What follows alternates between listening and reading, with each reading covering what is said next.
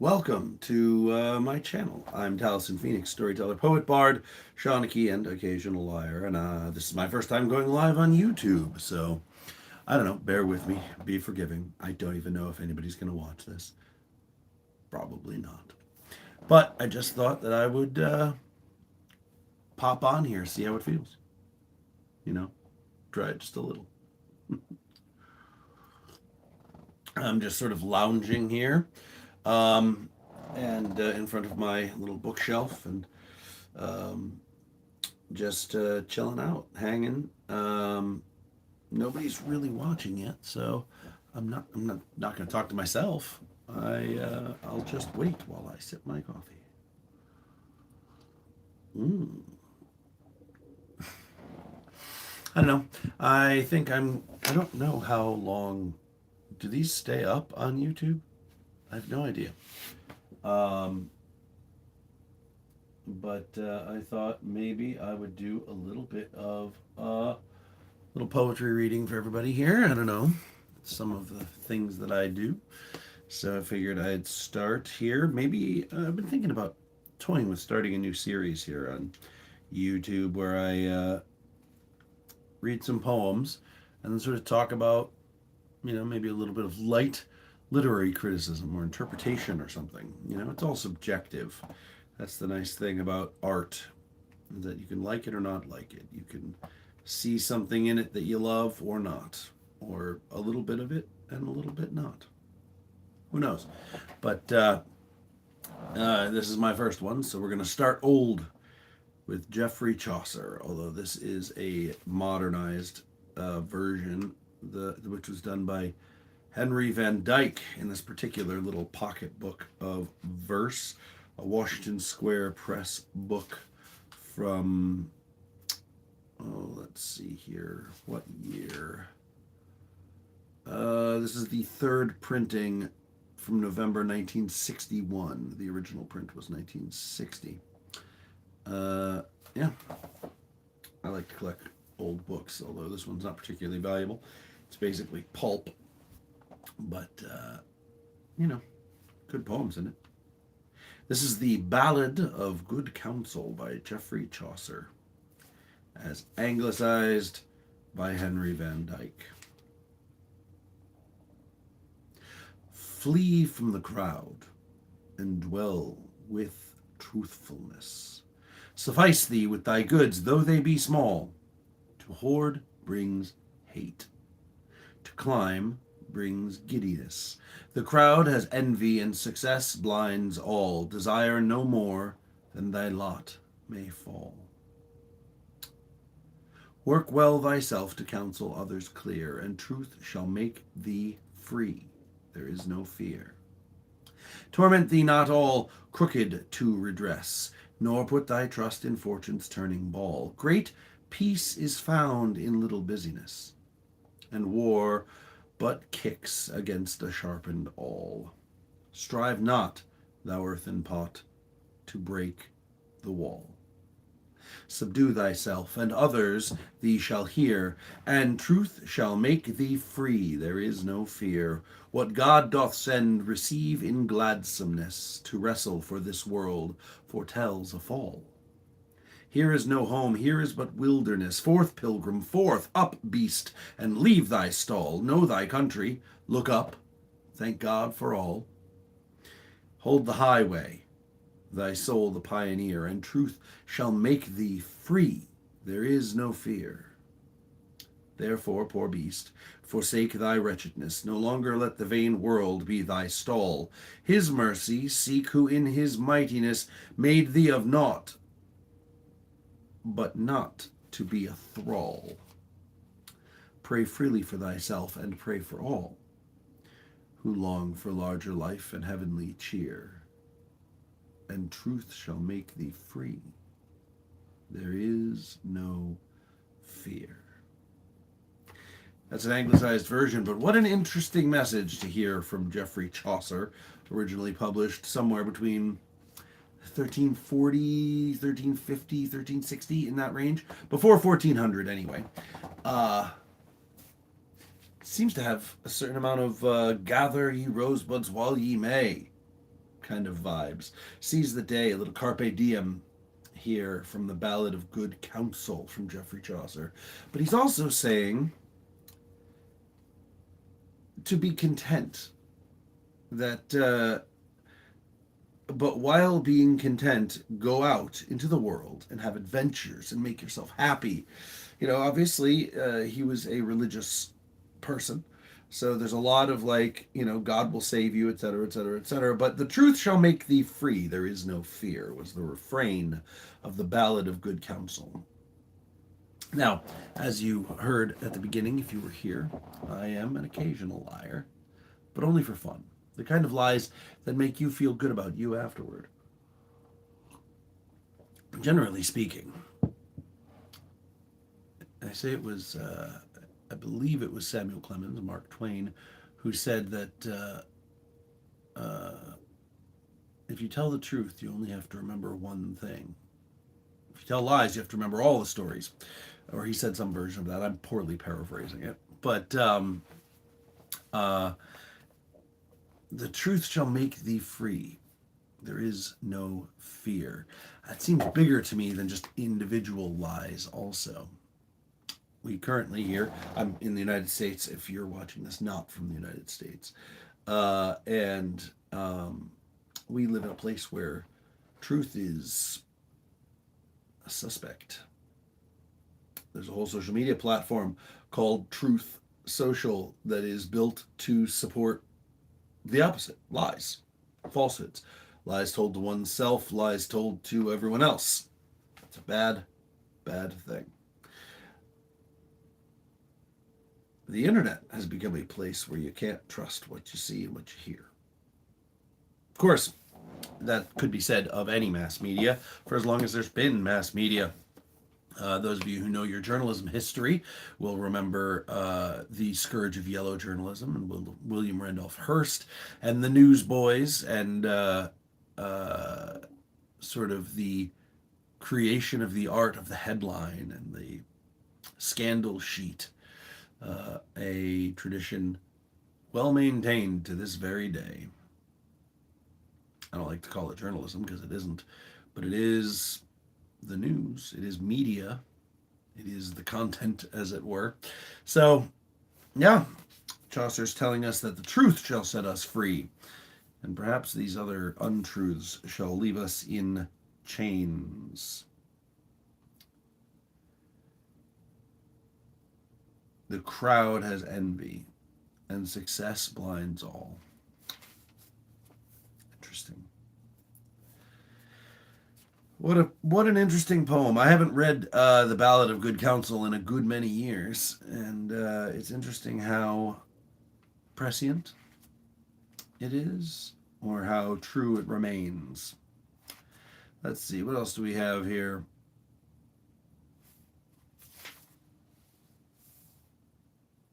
I always find that Emerson is great in the autumn. How about the Concord Hymn, Ralph Waldo Emerson, sung at the completion of the Concord Monument, April 19th, 1836. Well, this is explicitly the spring, but here we are.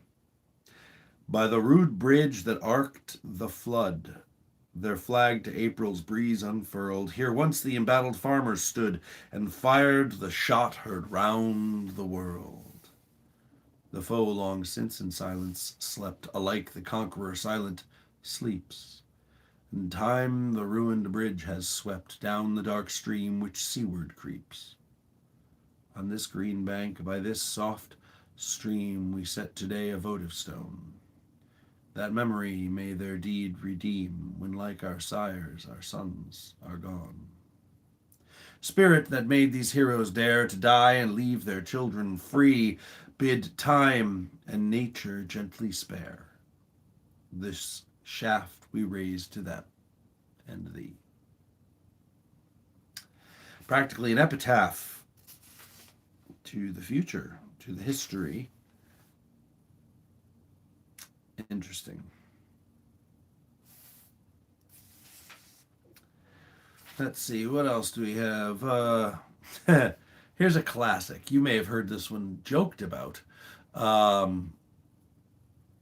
But this is Henry Longfellow, one of the great American poets, for sure, with his um, broad ballads and the Children's Hour, things like that.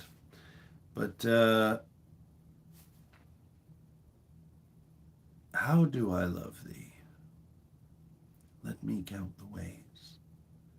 I love thee to the breadth and depth and height my soul can reach when feeling out of sight for the ends of being and ideal grace. I love thee to the level of every day's most quiet need by sun and candle light. I love thee freely as men strive for right. I love thee purely as they turn from praise. I love thee with the passion put to use in my old griefs and with my childhood's faith.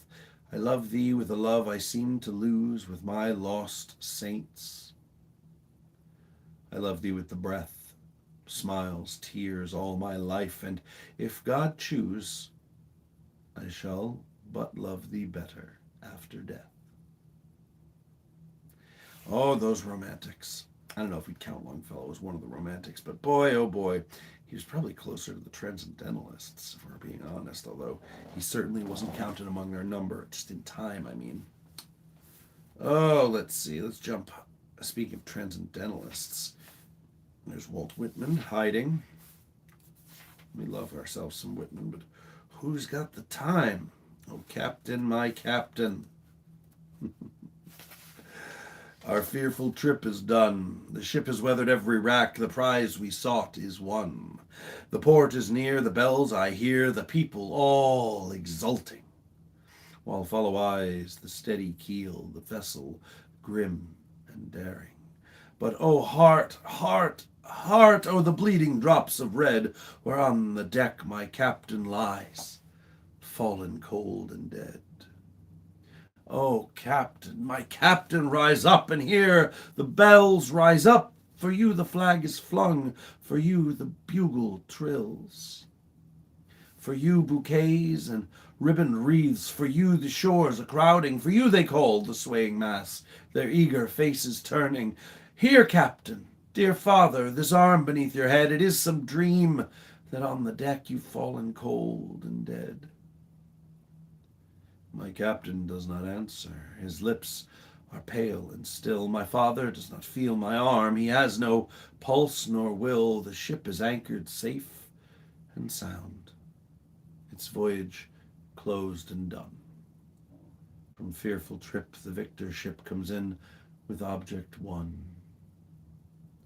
Exult, O shores, and ring, O bells. But I, with mournful tread, walk the deck, my captain lies, fallen, cold, and dead. Ah, such a good one.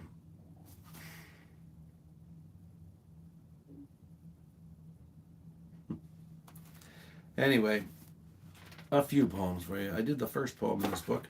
Let's see what the last poem in this book is. Oh, it's got a lovely index back here of authors' titles and first lines, but all right. Stephen Vincent Benet lived 1898 to 1943. The Ballad of William Sycamore. I've never read this poem before. This is new for me. So, not a new poem, but let's see here what we've got. My father, he was a mountaineer. His fist was a knotty hammer. He was quick on his feet as a running deer, and he spoke with a Yankee stammer. My mother, she was merry and brave, and so she came to her labor with a tall green fir for her doctor, grave, and a stream for her comforting neighbor. And some are wrapped in the linen fine, and some like a godling's scion. But I was cradled on twigs of pine and the skin of a mountain lion. And some remember a white starched lap and a ewer with silver handles, but I remember a coonskin cap and the smell of bayberry candles. The cabin logs with the bark still rough, and my mother who laughed at trifles, and the tall, lank visitors, brown as snuff, with their long, straight squirrel rifles. I can hear them dance like a foggy song through the deepest one of my slumbers, the fiddle squeaking the boots along, and my father calling the numbers. The quick feet shaking the puncheon floor, and the fiddle squealing and squealing, till the dried herbs rattled above the door and the dust went up to the ceiling. There are children lucky from dawn till dusk, but never a child so lucky. For I cut my teeth on money musk in the bloody ground of Kentucky. When I grew as tall as the Indian corn, my father had little to lend me, but he gave me his great old powder horn and his woodsman's skill to befriend me. With a leather shirt to cover my back and a redskin nose to unravel each forest sign, I carried my pack as far as a scout could travel. Till I lost my boyfriend and till I lost my boyhood and found my wife, a girl like a Salem clipper, a woman straight as a hunting knife with eyes as bright as the dipper. We cleared our camp where the buffalo feed, unheard of streams were our flagons, and I sowed my sons like the apple seed on the trail of the western wagons. They were right tight boys, never sulky or slow, a fruitful, a goodly muster. The eldest died at the Alamo. The youngest fell with Custer. The letter that told it burned my hand, yet we smiled and said, so be it. But I could not live when they fenced the land, for it broke my heart to see it. I saddled a red unbroken colt, and I rode him into the day there, and he threw me down like a thunderbolt and rolled on me as I lay there.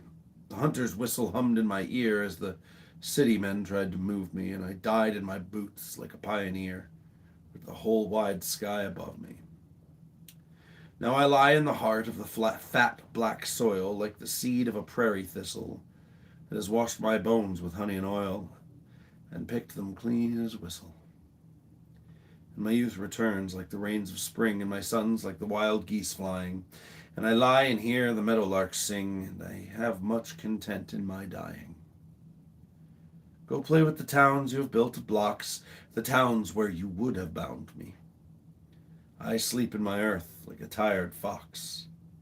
My buffalo have found me. Interesting. I don't know very much, or nothing really, about Stephen Vincent Benet. It's an interesting poem of exploration of the West, really the dying of the West. The age of the West was over when he was alive. He was sort of nostalgic for it, wasn't he? And although there was some definite language and terms in there that we wouldn't typically use today, generally speaking, I try not to alter the words of the poet as I go along, but I don't know if Stephen Vincent Benet was of Native heritage or Indian heritage, American Indian heritage, but he seemed to respect, I don't know, that's a tough read. And I am not of Native heritage, so it's not really my place to be calling that out, except to say that that's not language that we typically use today, and shouldn't, in my opinion.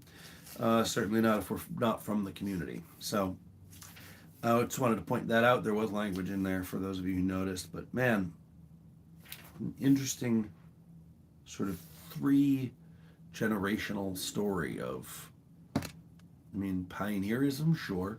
Colonialism, too, though, right? It's definitely a story of Westerners, of Europeans or settlers, or Easterners moving west. I mean, he talks about Kentucky and then moving out west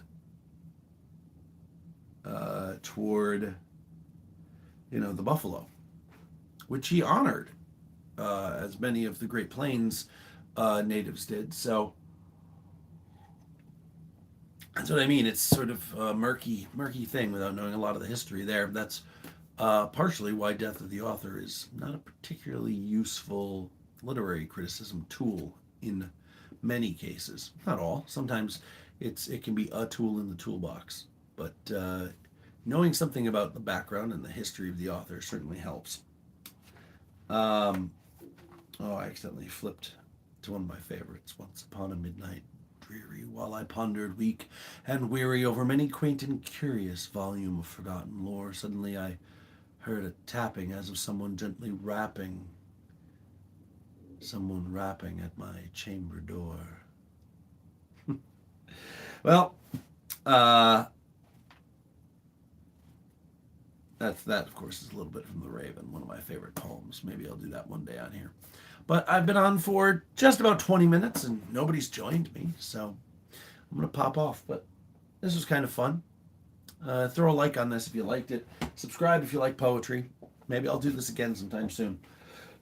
And maybe I'll give you all a little bit of a shelf tour here. I've got tons of interesting things I can show you there on my big shelves. I know they're a little curvy. We won't talk about that.